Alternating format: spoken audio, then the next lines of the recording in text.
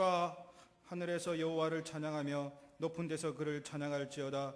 여호와의 이름을 찬양할지어다. 그의 이름이 홀로 높으시며 그의 영광이 땅과 하늘 위에 뛰어나심이로다. 성부 성자 성령께 세세 무궁토록 영광을 돌릴지어다. 아멘.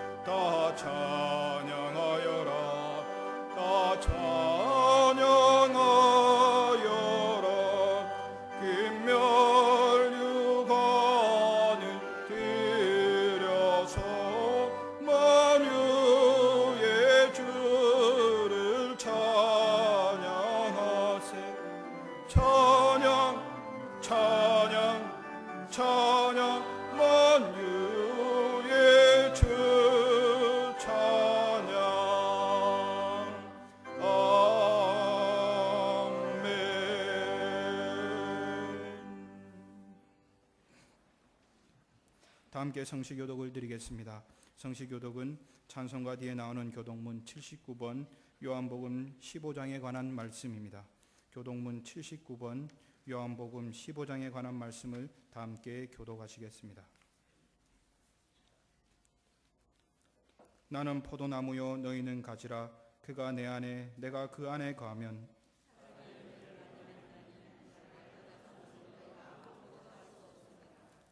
사람이 내 안에 거하지 아니하면 가지처럼 밖에 버려져 마르나니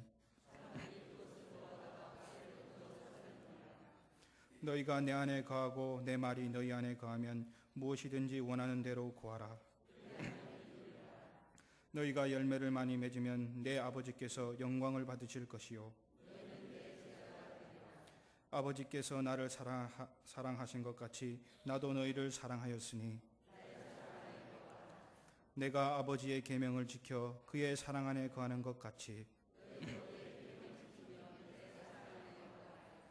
내가 이것을 너희에게 이름은 내 기쁨이 너희 안에 있어 너희 기쁨을 충만하게 하려 함이라. 아멘. 다 함께 주보를 보시고 겸손한 마음으로 참회의 기도를 드리겠습니다. 사랑과 긍휼이 풍성하신 하나님, 그 크신 사랑과 긍휼에 힘입어 새 생명을 얻은 저희들이 이 시간 하나님 앞에 머리를 숙였습니다. 하나님의 사랑이 없이는 살 수 없는 저희들이지만 때때로 그 사랑을 잊고 세상과 버타여 살았음을 고백합니다. 주신 말씀에 순종하지 못하였으며 저희 안에 역사하시는 성령님의 감동에 민감하지 못한 채 나의 의지로만 내 삶을 채우기도 하였습니다. 하나님께서 능력의 손길로 늘 인도해 주시건만 저희는 때로 좌절과 낙심 속에 지내기도 하였습니다. 이웃을 향해 하나님의 사랑을 베푸는 손길에도 게을렀습니다. 이 시간 아버지 앞에 우리의 연약함을 고백하며 머리를 숙이오니 주님을 향한 저희의 마음을 받아주시고 다시 한번 새 힘과 순결한 믿음의 용기로 채워주시옵소서. 아멘. 계속해서 통성으로 기도드리겠습니다. 은혜가 풍성하신 하나님 아버지 감사합니다. 지난 한 주간도 우리의 삶을 지켜주시고 세상 가운데 그리스도인으로서 주님의 말씀을 따라 살게 하시고 오늘도 주님의 전에 나와 예배드리게 하시니 감사합니다. 하나님 아버지, 부족한 우리의 모습과 연약한 모습이지만 주님께서 용납하여 주시고 십자가의 사랑으로 우리를 주님의 자녀 주님 삼아 주심을 감사합니다. 우리가 주님의 자녀로 세상의 빛과 소금의 역할을 잘 감당하는 복된 삶이 될 수 있도록 하나님 은혜를 다하여 주시옵소서. 세상 유혹 가운데 너무나 넘어지기 쉬운 연약한 우리들입니다.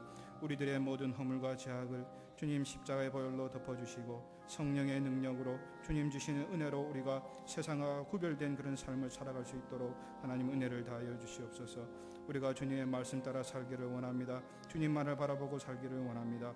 하나님 아버지, 우리의 삶을 하나님 붙들어 주시고 주님의 능력으로 세상 가운데 승리하는 삶을 살아갈 수 있도록 하나님 은혜를 다하여 주옵소서. 하나님 아버지, 우리가 어떤 상황 가운데도 주님께 감사하는 삶이 되기를 원합니다. 하나님 아버지, 불평과 원망을 버리고 주님께 늘 감사하는 우리의 삶이 될 수 있도록 하나님 은혜를 다하여 주시옵소서. 우리를 사랑하시는 하나님께서 우리의 참회의 기도를 들으시고 용서의 말씀을 주십니다. 여호와께서 말씀하시되 오라 우리가 서로 변론하자. 너희의 죄가 주홍 같을지라도 눈과 같이 희어질 것이요 진홍같이 붉을지라도 양털같이 희게 되리라. 이 말씀에 의지하여 이 시간 우리가 고백한 모든 죄와 허물이 예수 그리스도의 이름으로 용서받았음을 확신하십시오. 다 함께 사도신경으로 우리의 신앙을 고백하시겠습니다. 전능하사 천지를 만드신 하나님 아버지를 내가 믿사오며 그 외아들 우리 주 예수 그리스도를 믿사오니 이는 성령으로 잉태하사 동정녀 마리아에게 나시고 본디오 빌라도에게 고난을 받으사 십자가에 못 박혀 죽으시고 장사한 지 사흘 만에 죽은 자 가운데서 다시 살아나시며 하늘에 오르사 전능하신 하나님 우편에 앉아 계시다가 저리로서 산자와 죽은 자를 심판하러 오시리라. 성령을 믿사오며 거룩한 공예와 성도가 서로 교통하는 것과 죄를 사하여 주시는 것과 몸이 다시 사는 것과 영원히 사는 것을 믿사옵나이다. 아멘.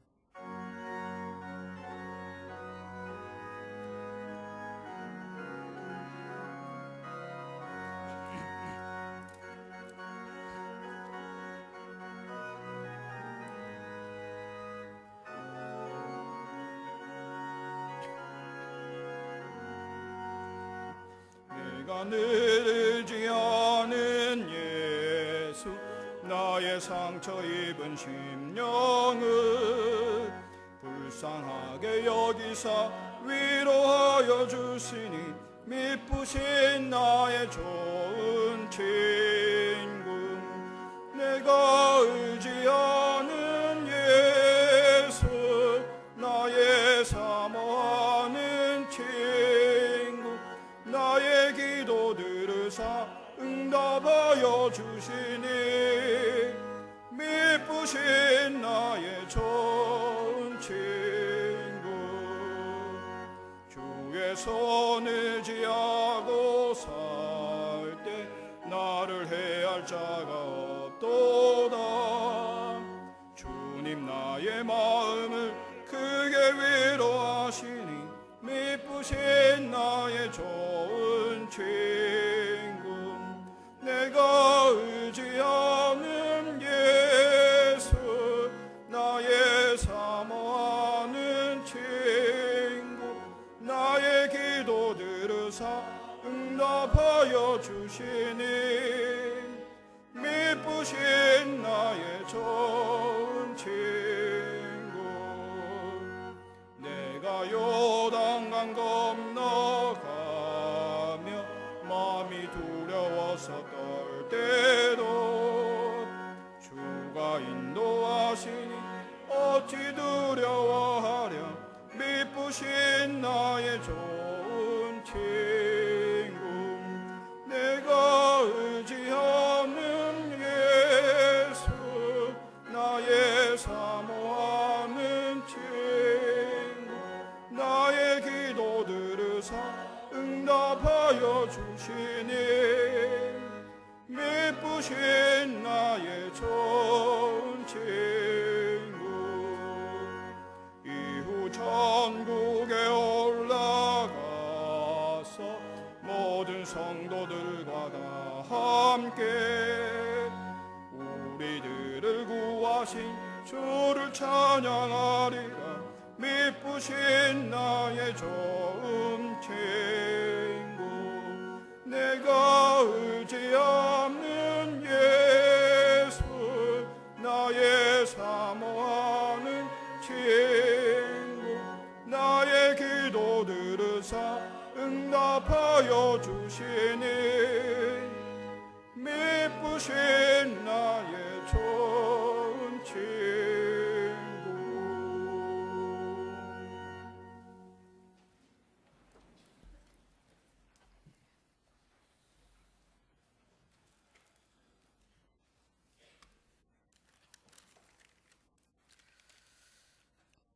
우리에게 생명과 부활과 재림을 약속하신 하나님, 그 은혜와 사랑을 늘 감사합니다. 하나님 앞에 감히 설 수 없는 죄인들을 택하시고 부르시어 하나님 자녀로 삼아주시니 감사합니다. 민족의 명절 설날을 맞아 흩어져 있던 가족 친지들이 모여 즐거워하게 하시니 감사합니다. 있는 것을 족하게 알고 가난하기도 부하기도 말며 필요한 것을 늘 채워주신 하나님께 감사하며 십자가로 죄 사해 주신 주님을 매일 찬송하고 증거하게 하소서. 우리 대한민국을 사랑하셔서 도움받는 나라에서 도와주는 나라로 만들어주시니 감사합니다. 세우신 이명박 대통령을 하나님 도와주시고 이상기후와 경제위기로 고통받는 세계민족과 지진 피해를 당한 IT 국민들과 남북분단이 전쟁한 평화로 대결 아닌 공생으로 살아가게 하소서. 하나님을 기쁘시게 하는 교회, 하나님을 기쁘시게 하는 생활로 흑석동 4만 명의 영혼 구원을 위해 흑석지역 20개 교회가 천사들도 훈보하는 전도에 힘쓰며 내 형제 중 지극히 작은 자 하나에게 한 것이 곧 내게 한 것이다 라고 말씀하신 주님을 본받아 작은 자를 잘 보살피는 빛과 소금 생활, 알곡 성도와 열매 신자가 많아지게 하여 주시옵소서. 내가 엎드릴 수밖에 없는 하나님 앞에서 자존심과 체면, 권위주의가 무너지게 하시고 억지로라도 무릎 꿇고 남의 발을 찢기는 겸손과 상대를 높이고 칭찬하여 좁은 마음, 차가운 마음이 넓은 마음, 예수님 마음으로 바뀌게 하소서. 새벽이슬 같은 주의 청년들, 그들의 앞길 인도하시고 하나님과 성경 좋은 양서를 가까이 해요 실력과 능력과 영역을 갖춘 다른 사람까지도 변화시키는 인격인이 되게 하여 주시옵소서. 우리 성도들의 영과 육의 생활을 풍성하게 하시고 하늘의 신령한 복, 땅의 기름진 복으로 늘 감사함으로 11조 많아지는 생활을 되게 하시고 자녀손이 복을 받게 하시며 병원에 입원한 환자와 김광동 사무장, 캄보디아 의사인 림석공 부부, 호주 학생 켈리에게 하나님의 도심이 함께 하소서. 목사님 말씀에 성령님 동역하시고 베델 찬양대의 찬양대 하나님 영광 받으소서. 모든 것을 들으시고 응답하시는 예수님 거룩하신 이름으로 간절히 기도합니다. 아멘.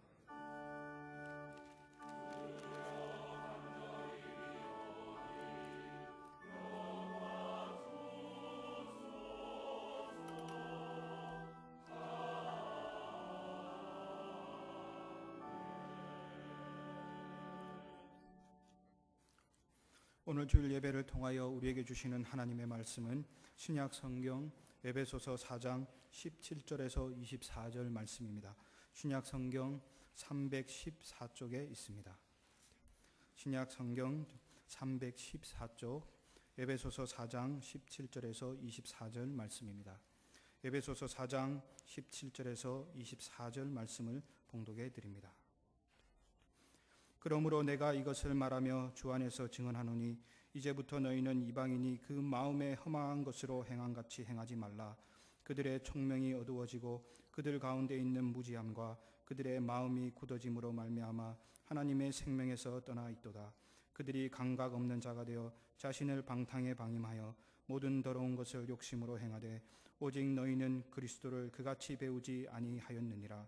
진리가 예수 안에 있는 것 같이 너희가 참으로 그에게서 듣고 또한 그 안에서 가르침을 받았을진대 너희는 유혹의 욕심을 따라 썩어져가는 구습을 따르는 옛 사람을 벗어버리고 오직 너희의 심령이 새롭게 되어 하나님을 따라 의와 진리의 거룩함으로 지으심을 받은 새 사람을 입으라. 아멘. 이제 베델 성가대 찬양 후 담임 목사님께서 옛 사람과 새 사람이라는 제목으로 하나님 말씀을 선포하시겠습니다.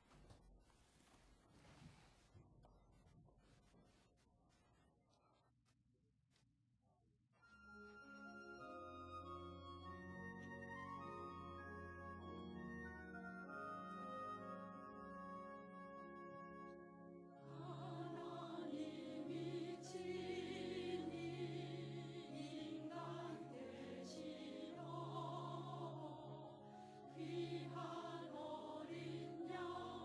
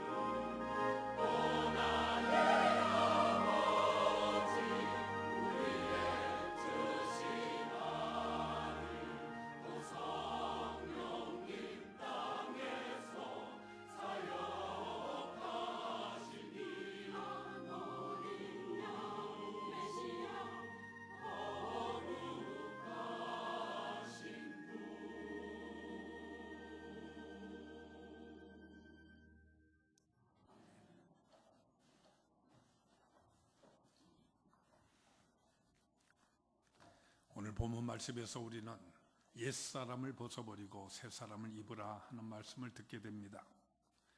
오늘 구정을 우리 모두 맞이했는데 2010년 이 새로운 한 해를 우리가 시작하면서 우리 마음속에 다짐했던 그 마음을 오늘 구정을 다시금 맞이하면서 우리 마음속에 다시금 확인하는 귀한 은혜를 오늘 이 본문 말씀을 통하여서 우리 모두 함께 은혜를 나눌 수 있기를 바랍니다.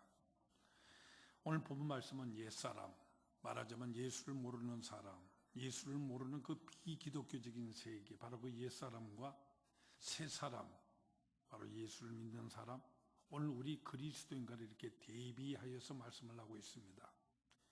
이렇게 대비하여서 생각한다고 하는 것은 대단히 중요한 방법이 됩니다. 왜냐하면 사물이라고 하는 것을 이렇게 비교함으로 인하여서 그 정체가 분명하게 나타날 수 있기 때문입니다. 그렇기 때문에 우리는 언제나 예수 믿기 전에 나는 어떠한 나였던가 이 점을 잊지 말고 늘 마음속으로 간직하면서 늘 비교하며 오늘의 나를 점검해야 하는 것입니다. 물론 우리 가운데는 모태신앙으로서 예수 믿기 전의 상태를 갖지 아니하시는 그와 같은 분들도 많이 계실 줄 압니다.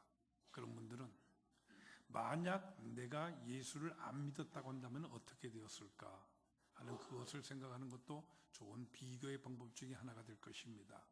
그렇게 할 때 우리는 진정으로 오늘에 대해서 우리는 진정으로 감사할 수가 있고 바로 그 고마움을 가지고 한평생 우리는 살아가는 가운데 더 높은 신앙에까지 도달할 수 있게 되는 것입니다.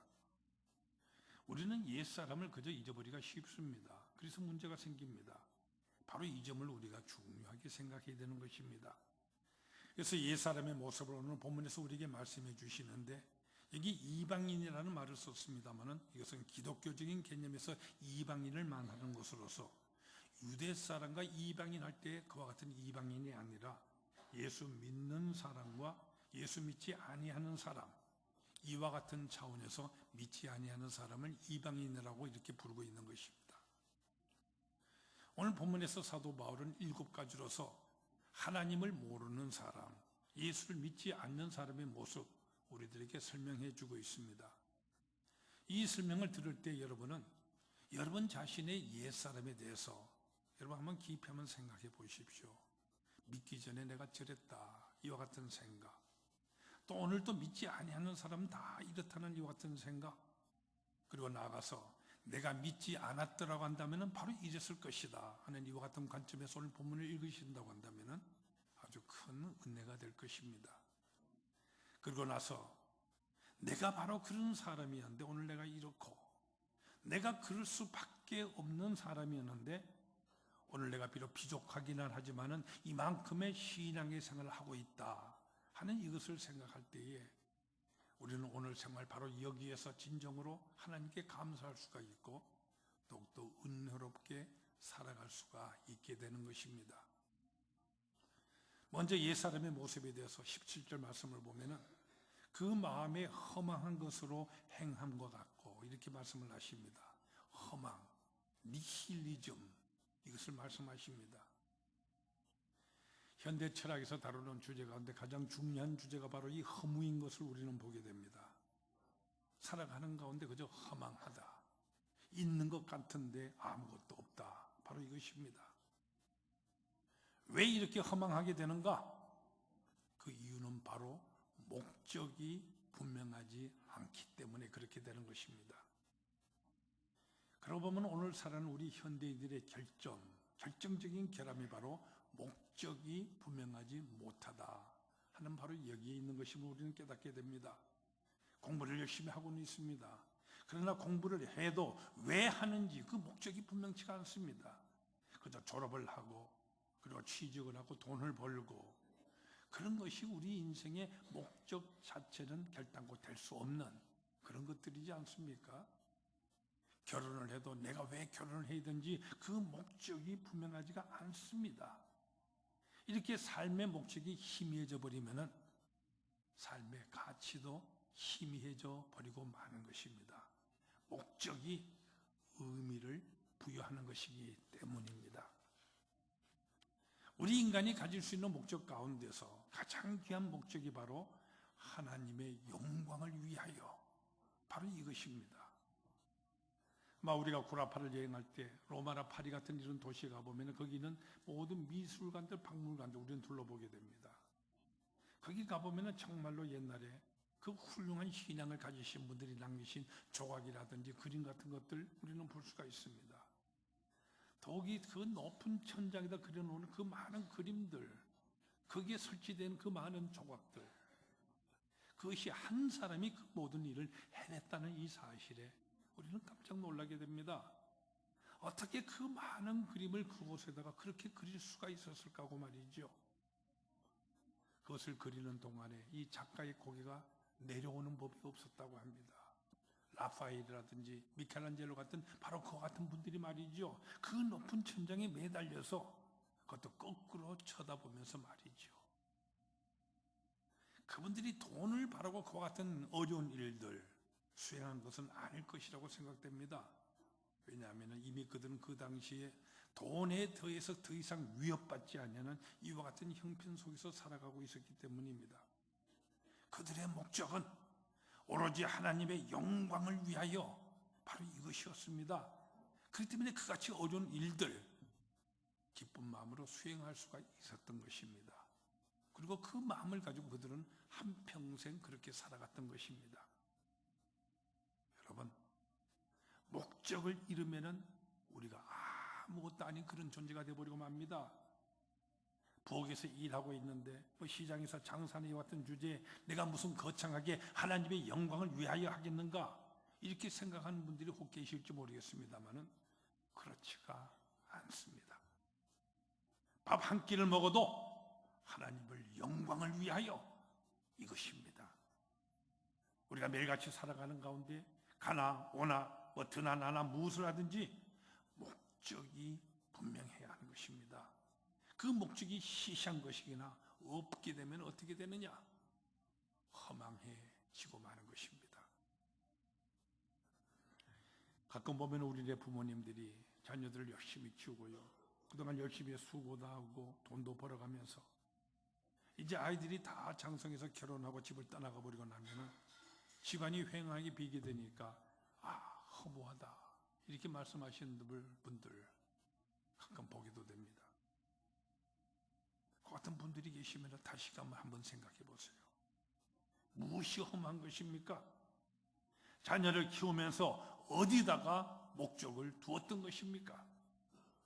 하나님의 영광을 위하여 바로 이와 같은 목적을 세우고 자녀를 키웠더라고 한다면은 집안 식구가 다 나가고 더 나간다 할지라도 조금도 허무하지가 않습니다. 왜요?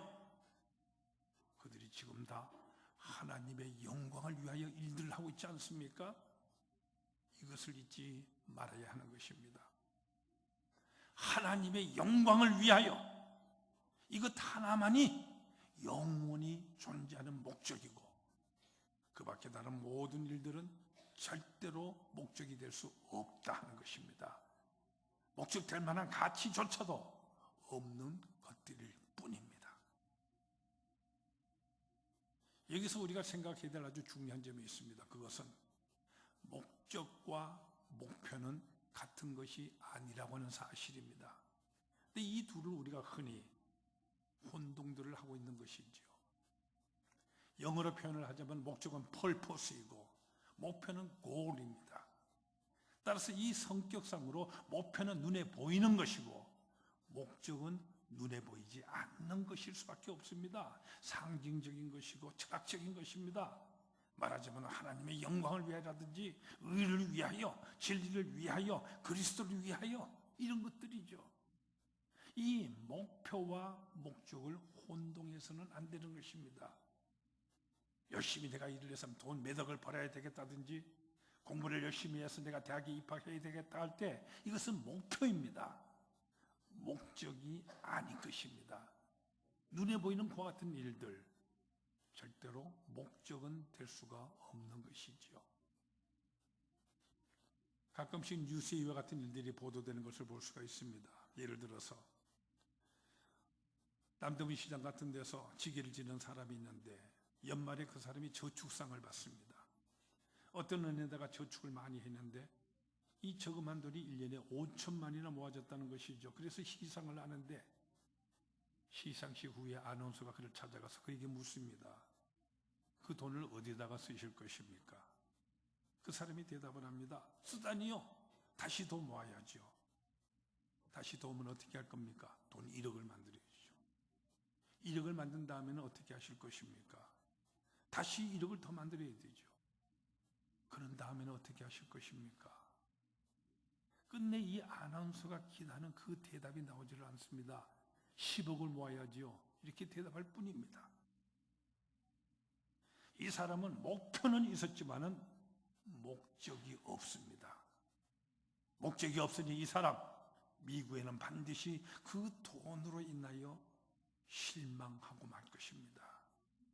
자기 자신 그저 한 푼 제대로 써보지 못하고 그렇게 모아놨던 이 재산을 놓고요, 자기 자식들이 다투게 될 것이고 결국은 허망에 빠질 뿐인 것입니다. 목적이 없으면 의미도 없고 방향 감각도 없고 내용도 없습니다. 그래서 허망해지는 것이지요. 신앙이 없으면 허망해질 수밖에 없습니다.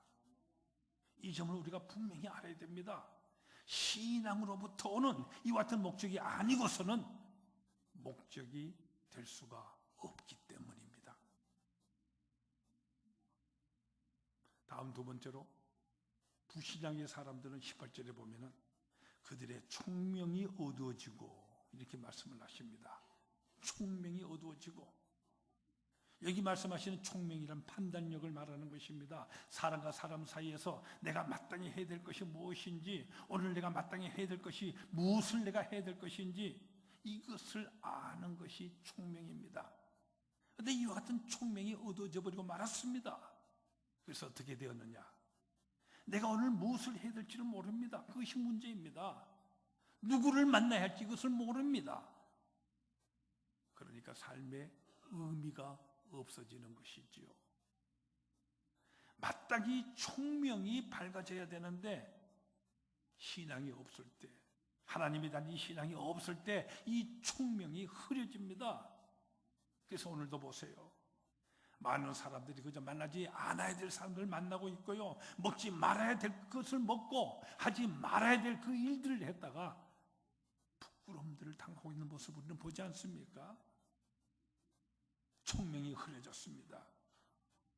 뭐 저렇게까지 할 필요는 없었는데 싶은데도 그렇게들 하고 있습니다. 총명이 흐려졌기 때문입니다. 시행착오가 왜 생기느냐? 총명이 흐려졌기 때문입니다.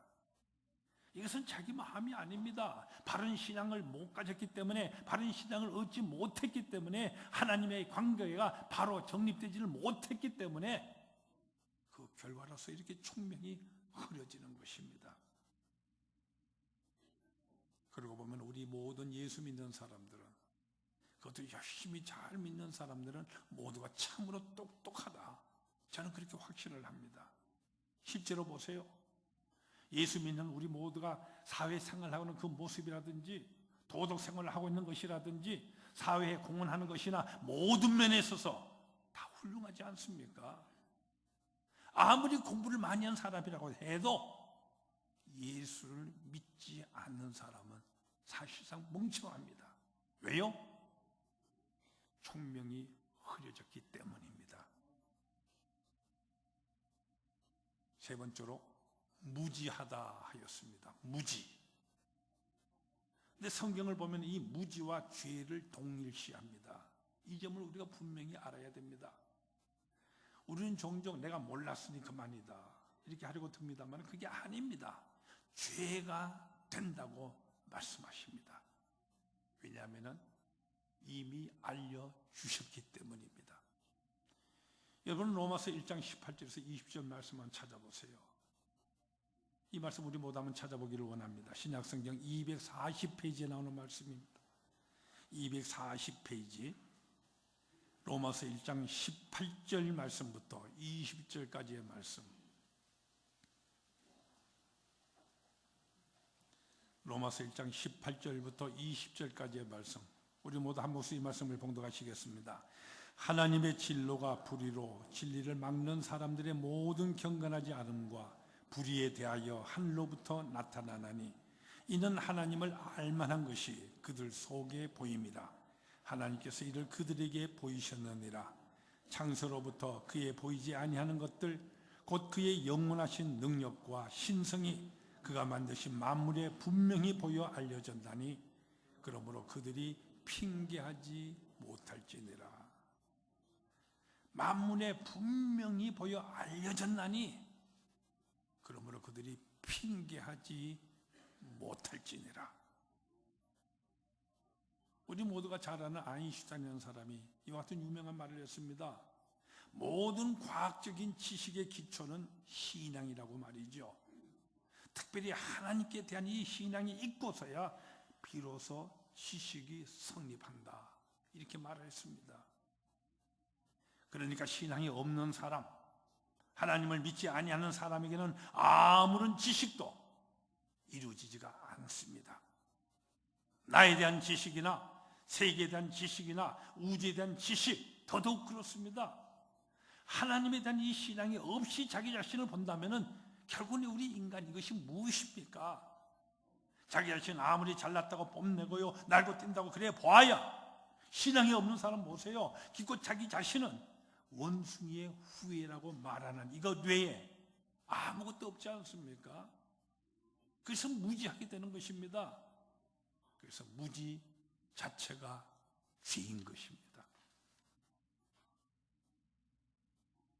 신앙의 결과로 네 번째는 마음이 굳어진다, 이렇게 본문은 말씀하십니다. 그들의 마음이 굳어짐으로 말미암아 하나님의 생명에서 떠나 있도다.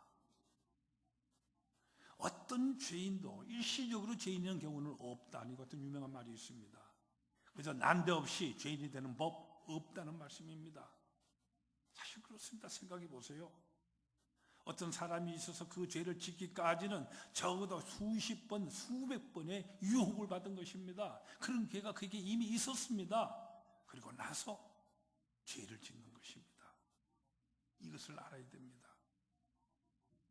오늘도 우리가 무슨 변을 당하게 될 때 의뢰 천재냐 임재냐 그러지를 않습니까? 어떤 사건이든지 다 예고가 있었습니다.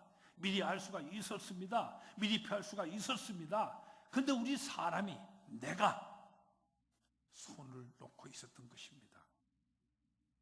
그러므로 이제 와서 마음이 굳어졌습니다. 완고하게 되었습니다.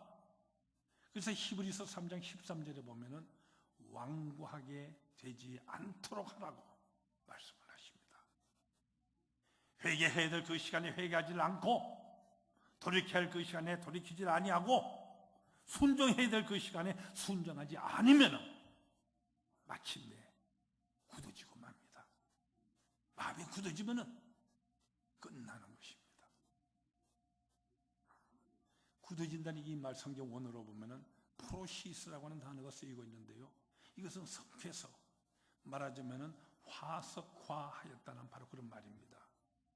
본래는 딱딱한 돌 같은 것이 아니었는데 마음이 굳어졌어요. 돌이 되어버리고 말았습니다. 실제적으로 그렇게 되어버렸습니다. 그러면 끝난 것이죠. 반복되는 충고와 계속되는 하나님의 말씀을 거역하고요, 회개하는 이 기회를 놓쳐버리면은 굳어져 버리고 마는 것입니다. 화석화가 되어버리는 것이죠. 성경에 보면 이렇게 마음이 굳어져 버리는 사람, 대표적인 사람이 거기 등장하고 있습니다. 누군가 하면은 바로 애굽의 바로 왕입니다. 출애굽할 당시에. 여러분 보세요. 10가지 재앙이나 두드려 맞았지 않습니까? 근데 그 어느 것 하나라도 쉽게 당할 수 있는 그런 것이 아니었지 않습니까? 근데 그것을 하나도 아니고 10가지나 두드려 맞았습니다. 그때마다 주어지는 그 말씀이 무엇입니까? 반복되는 말씀이 바로의 마음이 완악하여, 바로의 마음이 왕당하여, 그래서 이 10가지 대재앙을 다 얻어맞았습니다. 사실 따지고 보니 10가지가 아니라 11가지라고 해야 될 것입니다. 10번째, 이 장자가 모두 죽어버리는 재앙을 당한 다음에 그제서야 애굽을 떠나라고 이렇게 말해놓고 난 다음에도 다시금 또 완강해져서요, 뒤쫓아오다가 결국은 홍해에 다 빠져서 수장되어 버리는 이와 같은 참변까지 당하지 않습니까? 그러므로 우리의 마음은 항상 부드러워야 합니다. 항상 돌이킬 수 있는 여유를 가져야 됩니다. 굳어져서 딱딱해져서 화석하고 보면은 이제는 구제불능입니다. 끝장입니다. 하나님 없는 사람, 신앙이 없는 사람이 이렇게 마음이 굳어지게 됩니다. 강팍하게 되는 것입니다. 믿지 않는 사람의 결과 다섯 번째는 오늘 본문에 보면 무감각해진다 말씀을 하십니다. 19절에 보면은 그들이 감각 없는 자가 되어 이렇게 말씀을 하십니다. 이 구절을 우리가 성경 원문으로 보면은 완료형으로 되어 있는 것을 우리는 보게 됩니다. 감각, 이 능력이 무너져 버렸다는 이와 같은 말씀입니다. 굳어지고 보니까 이제는 보이는 것도 없고 들리는 것도 없습니다. 죄를 죄로 느껴지지도 못하고요, 깨닫지도 못합니다. 그래서 구제불능의 사람이 되고 마는 것입니다.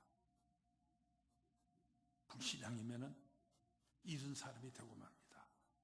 무감각 상태에 빠져버리고 마는 것입니다. 그래야 계속해서 여섯 번째는 방임하여라고 이렇게 말씀하고 있습니다. 방임하여. 이 말씀은 참으로 무서운 말입니다. 자신을 방탕에 방임하여 gave up, 벌써 다 내버렸다는 것입니다. 포기했다는 것이죠. 가끔 어떤 사람을 우리는 일컬어서 사람답게 사는 것을 포기한 사람이라고 우리가 말하기도 하고 우리는 듣기도 하게 됩니다. 말하자면 막 가는 것이죠. 막가파 바로 그것입니다. 방임.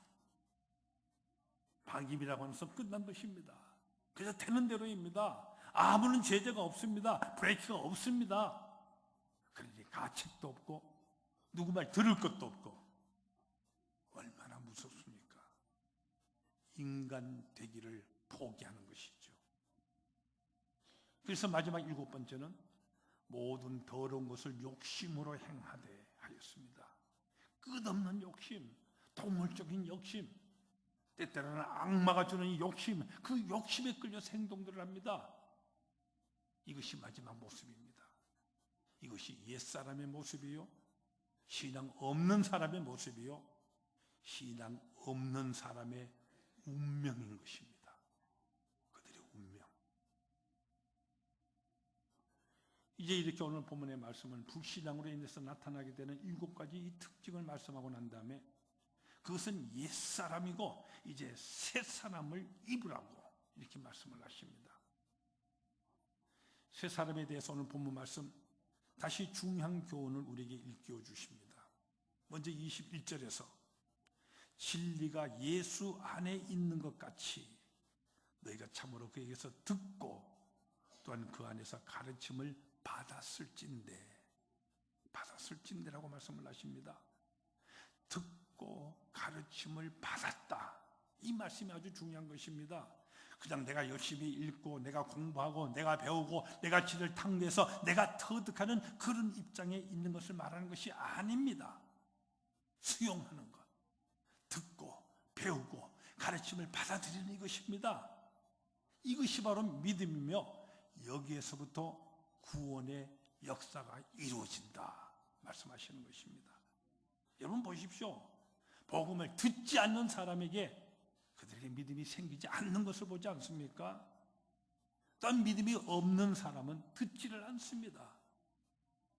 그러므로 우리가 믿음이 장성하기 위해서는 언제나 듣는 마음, 수용하는 마음 꼭 들여야 되는 것입니다. 이렇게 듣고 이렇게 받아들여야 됩니다. 받아들이는 것, 수용하는 것, 이것이 아주 중요합니다. 내가 판단하는 것이 아니라 수용하는 것을 말하는 것입니다. 전적으로 수용하는 것입니다. 이렇게 진리의 말씀을 내가 수용하고 받아들일 때 나도 모르게 내 속에서 변화가 일어나게 됩니다. 그래서 새 사람의 역사가 이루어지는 것이죠. 때때로 우리는 아직도 내가 살아있고 내가 판단을 합니다. 내가 주장하고 내가 선하고 내가 약하고 내가 악하고 나는 옳고 나는 진리고 무엇이 흙이고 백이고 옳고 그르고. 근데 그것이 아닙니다. 옳고 그름 다 하나님께 맡겨버리세요. 주님 말씀하신 대로 그대로 내가 그 말씀을, 가르침을 받아들이는 것입니다. 사도들이 가르침을 받습니다. 성경의 가르침을 받아들일 때에 주님의 진리를, 그것을 내 마음속으로부터 그대로 받아들이는 그 순간에 내 속에서 중생의 역사가 일어납니다. 성화의 역사가 나타납니다.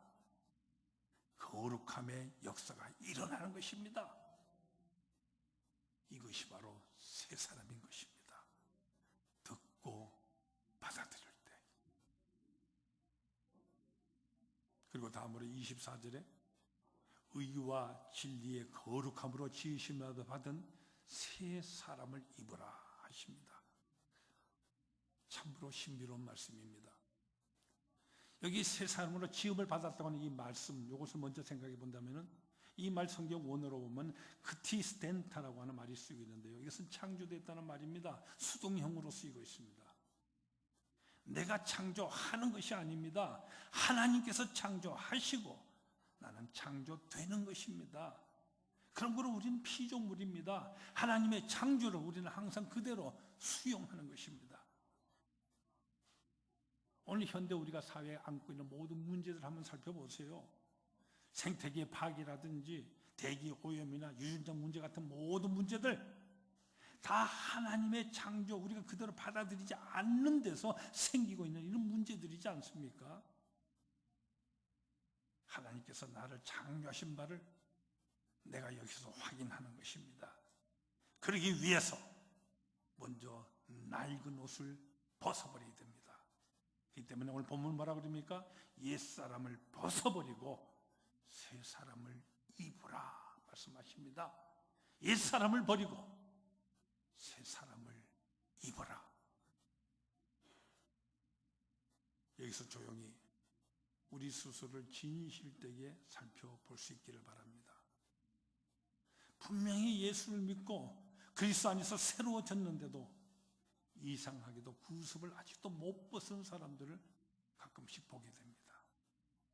다른 말로 하자면은 분명히 교회도 열심히 다니고 하여서 예수를 믿는 사람인데도 불구하고 이 버릇을 보면은요, 아직도 예수 믿지 않는 사람 같은 버릇이 남아 있습니다.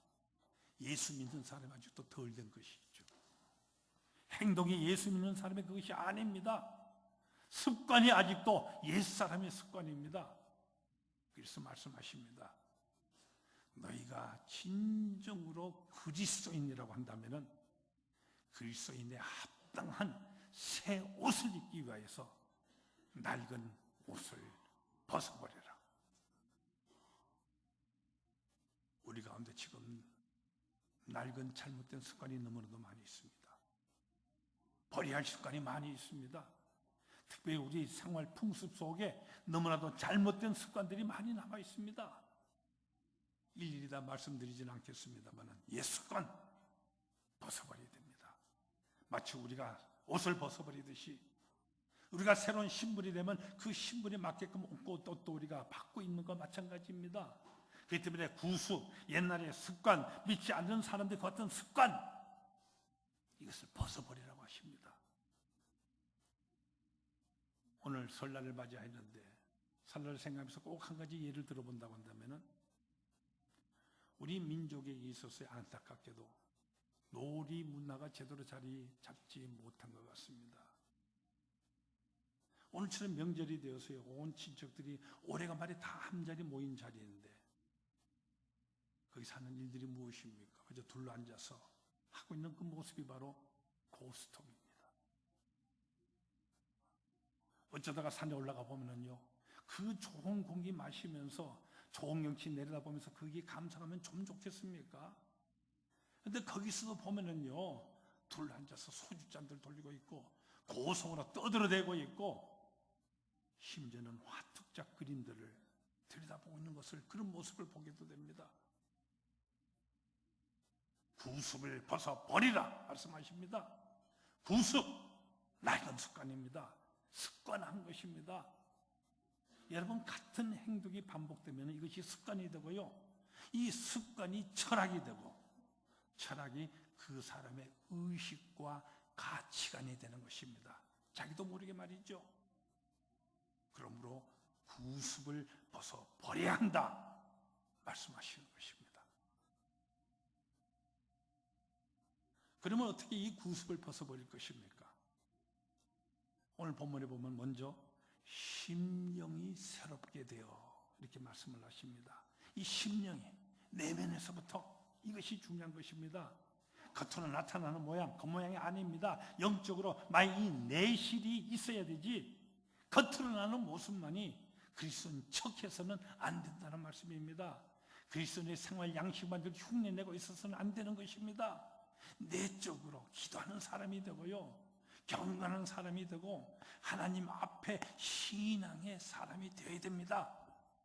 저 주일날에 낮 예배만 그저 왔다 갔다 하면서 참여하는 것이 아니라 주일 오후 저녁 수요일날 새벽기도에 모든 집회 시간 내가 하나님을 위하여서 하나님을 만나는 마음으로 열심히 참석하고요, 적극적으로 봉사하며 헌신해야 하는 것입니다. 그래서 오늘 본문 말씀은 그 다음으로 심령이 새롭게 되는 이 말씀에 이어서 하나님을 따라라고 말씀합니다. 이제 목적이 분명히 서는 것입니다. 하나님이 목적이 되는 것입니다.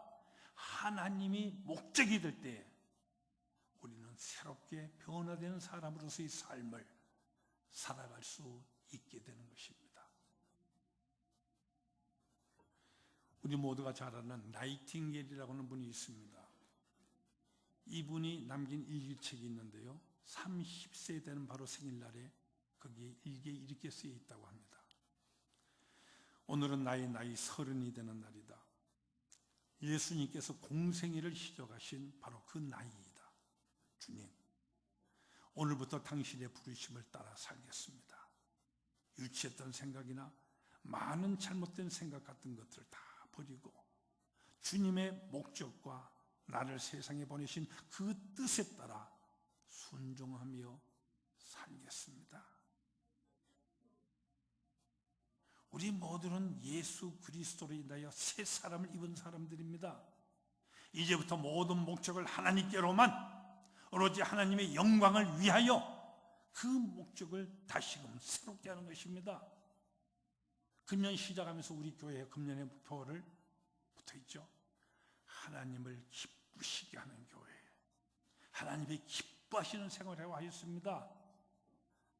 이 목적을 다시금 새롭게 하시기를 바랍니다. 그리고 그 다음에 보면은 의와 진리의 거룩함으로 지으심을 받은 이라고 이렇게 말씀을 하십니다. 지음을 받았다, 창조입니다. 하나님께서 우리를 지으신 것입니다. 그렇기 때문에 이제부터는 나를 지으신 이를 늘 바라보는 것입니다. 나를 지으신 그 의미를 최우선순위에 놓는 것입니다. 우리 주님께서 겟세마네 동산에서 기도하실 때 우리에게 좋은 모범을 보여주시지 않습니까? 내 뜻대로 마옵시고 아버지의 뜻대로 하옵소서. 하나님께서 나를 지으신 그 의미를 우리가 항상 깊이 생각하는 것입니다. 본래 우리 사람은 흙덩어리입니다. 그런데 하나님의 형상이 있어서 사람인 것입니다. 그렇습니다. 이제 그리스도의 생명이 우리 가운데 있어서 우리는 재창조되어지는 새 생명이 되는 것입니다. 그래서 새 생명을 입으라 말씀을 하십니다. 하나님의 형상, 새 사람을 입으라. 내용이 그리스도요, 목적이 하나님께 있으면은 바로 그의 의식도, 그의 생활 양식도, 생활 철학도, 생활 풍속도 새 것이라야 됩니다. 그래서 말씀하십니다. 새 사람을 입으라. 예수님께서 말씀하신 달란트 비유, 거기 탕자가 돌아오는 모습을 보십시오. 탕자는 그야말로 거지요, 탕자였습니다. 옛사람이었죠. 이제 이 탕자가 회개하고 돌아옵니다. 돌아오는 순간에 아버지는 그에게 그 모든 옛날의 옷을 다 벗겨버리고 너는 내 아들이다 하면서 새 옷을 입히십니다. 이제 이 아들은 그 새 옷을 입고 새로운 피조물로서 살아가게 되는 것입니다. 우리가 바로 이 새 옷을 입은 사람들입니다. 그것이 바로 그리스도인이요, 그것이 바로 우리들인 것입니다. 새 사람으로 옷을 입은 사람. 기도하십시다.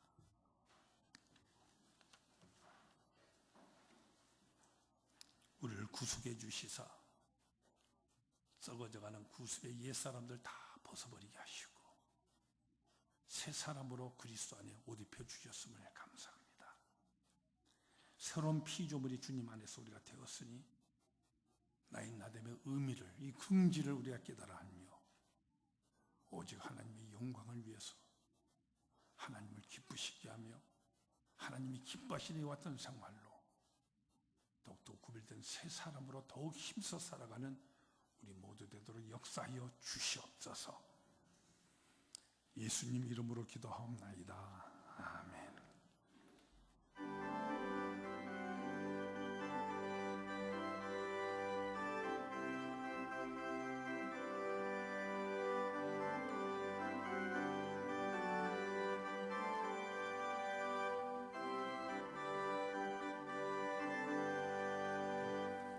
예수 내 맘에 들어와 계시는 새나여 새 사람 되고 내가 늘 바라던 참빛을 찾음도 주 예수 내 맘에 오신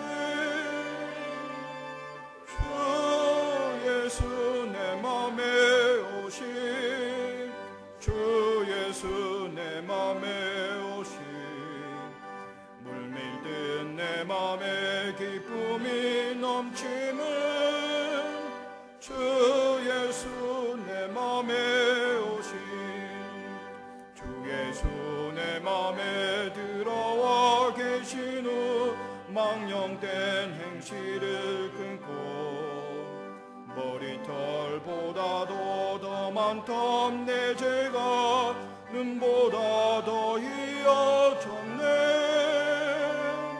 주 예수 내 맘에 오신 주 예수 내 맘에 오신 물밀듯 내 맘에 기쁨이 넘치는 주 예수 내 맘에 오신 내 맘의 소망 든든히 가짐은 주 예수 내 맘에 오신 의심의 구름이 사라져 버림도 주 예수 내 맘에 오신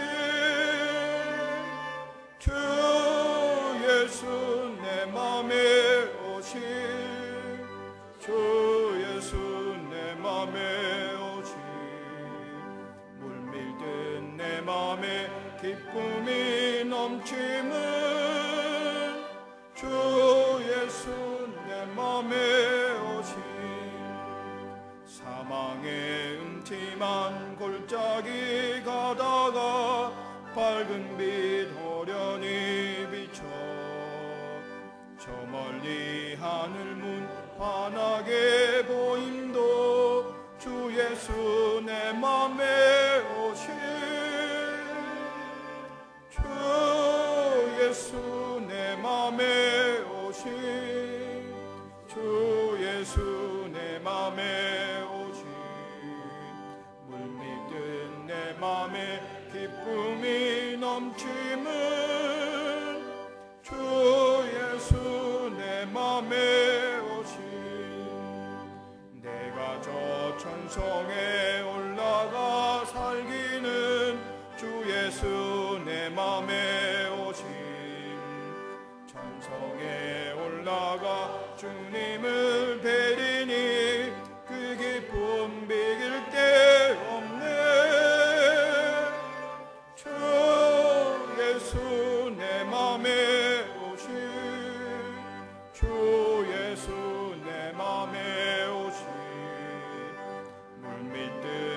내 맘에 기쁨이 넘치는 주 예수 내 맘에 오시.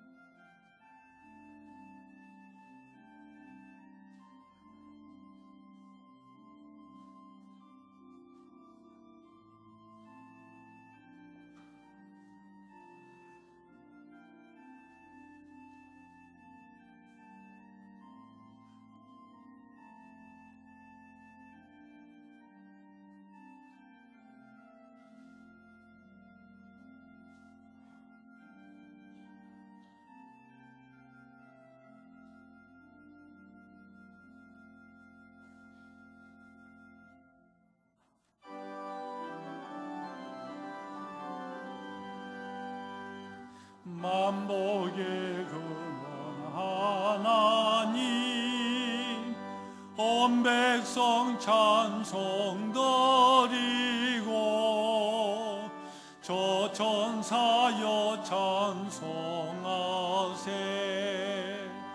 찬송 성부 성자 성령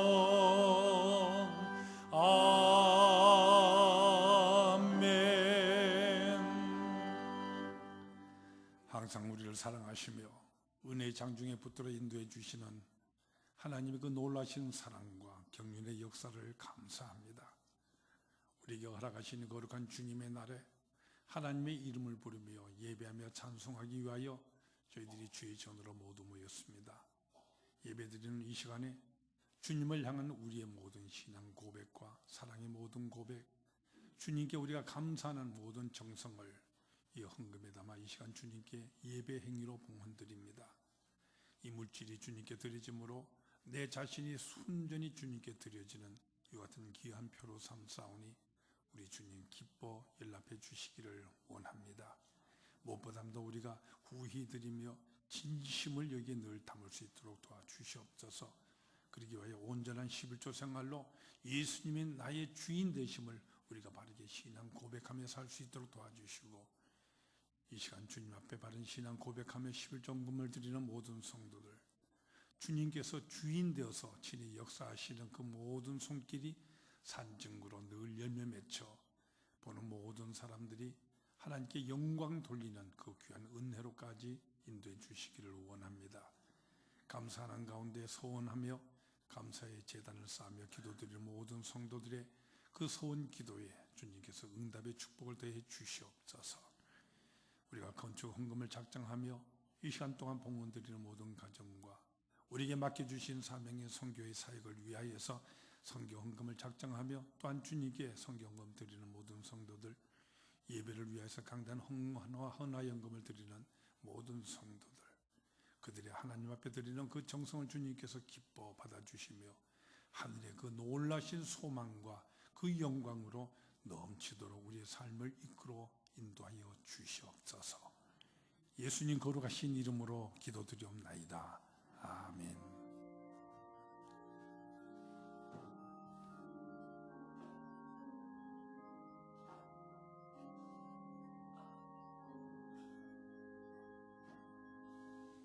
하나님은 항상 우리를 사랑하십니다. 더욱 충성하며 하나님의 영광을 위해서 살아가십시다. 우리 앞뒤 보시면서 우리 성도의 교제와 인사 모두 나눌 수 있기를 바랍니다.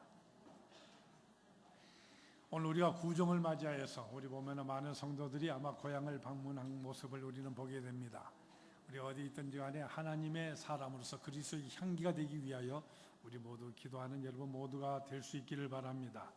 또 오늘 구정을 맞이하여서 우리 모든 친지들 한자리 모이게 될 줄로 생각을 합니다. 여기 설날을 맞이하여서 우리 모든 우리 식구들이 모였었을 때 예배 드릴 때 자료로 쓰기 위하여서 예배 모범문이 마련되어 있습니다. 필요하신 분들 층계 올라갈 때 게시판 밑에 거기 테이블 전시대가 마련되어 있는데 거기에 비치되어 있습니다. 필요하신 만큼 가지고 가셔서 오늘 설날을 통하여 예배드리며 유용하게 사용하는 여러분 모두가 될 수 있기를 바랍니다.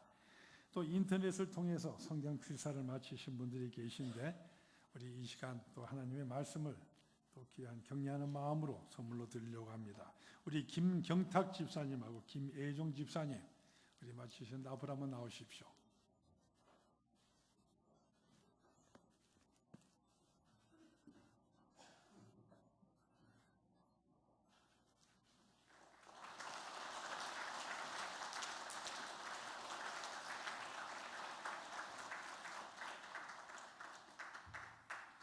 우리 가운데 성경을 열심히 읽어서 다 끝낸 분도 계십니다.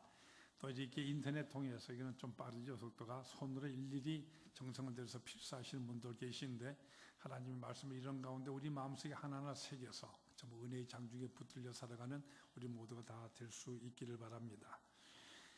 이 금년에 있어서는 우리 예년보다도 우리 부활주일이 조금 빨리 다가오게 됩니다. 물론 더 이상 딸같은 건 아니고 부활주일을 계산하는 법이 3월 21일 날 춘분을 기점으로 해서 그 다음에 만월, 음력 보름이 바로 그 다음에 나오면은 그 보름 지난 바로 그 다음 주일 날이 부활주일이 됩니다.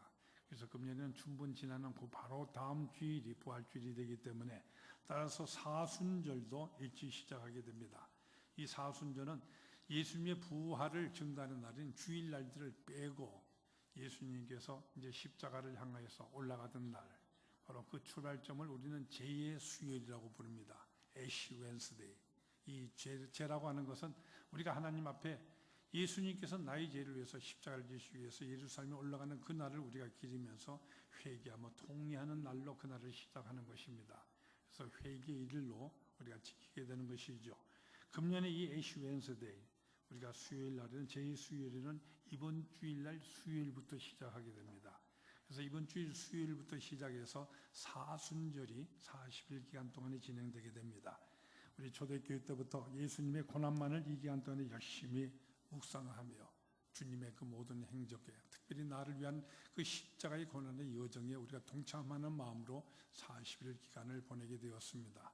이 사순절 위하여서 여러분이 매일같이 한 절씩 읽으면서 묵상하며 경건의 생활을 힘쓰도록 하기 위해서 우리가 구약을 통해서 본 예수 그리스도라는 이 같은 책자를 여러분에게 만들어서 배부해 드리게 됩니다. 필요하신 분들 가지고 가시면서 매일같이 체크하면서 정말로 주님의 고난에 동참하시는 여러분 모두가 다 될 수 있기를 바랍니다. 그리고 우리 교회의 소식지가 되어지는 베델의 소리가 출판되어 있습니다. 오늘 우리가 구정에 대해서 많은 식구들, 친지를 만나게 될 텐데 여러분 모두 10부든 20부분들 가지고 가셔서 주위 분들에게 나누어 주시면서 정말로 유용한 우리 홍보 자료로 또는 전도의 자료로 여러분이 활용해 주시기를 부탁드립니다. 또 여러 가지 모임들이 있게 되는 건 여러분 주보를 통해서 잘 참고해 주시기를 바랍니다. 그래서 위에서 기도해 주시기를 바랍니다. 그 외 자세한 모든 소식들, 주보에 기록되는 교회 소식 여러분 잘 참고해 주시기 바랍니다. 이제 모두 일어나셔서 결단의 찬송 우리 다 같이 부르시겠습니다.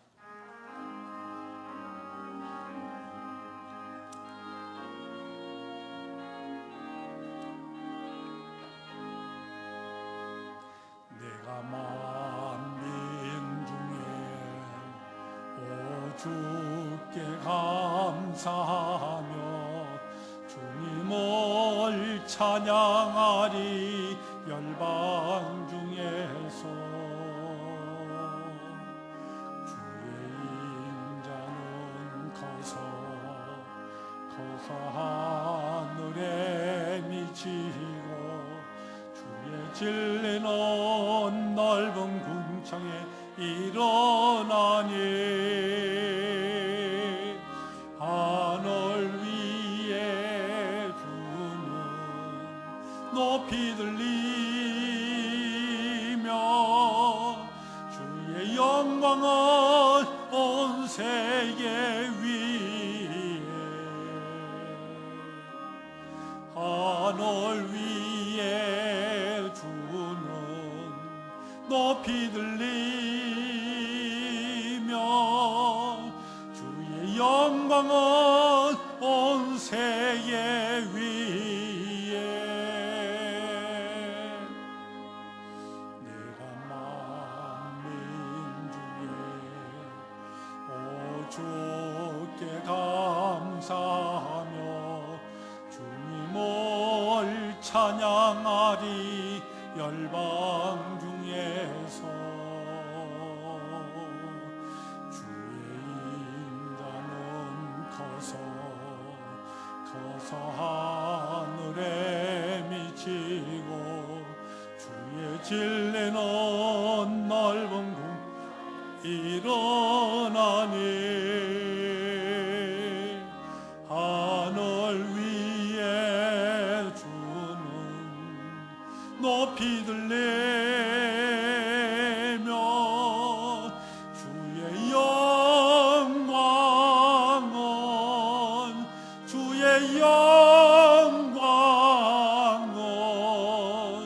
주의 영광은 온 세계 위에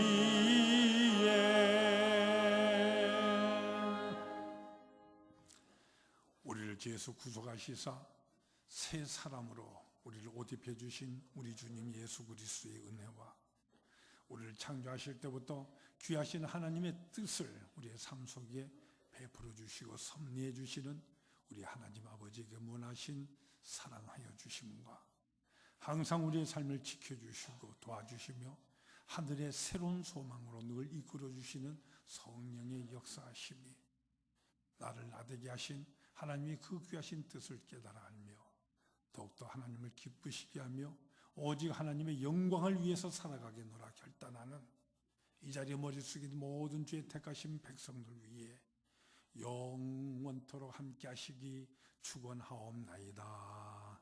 아멘.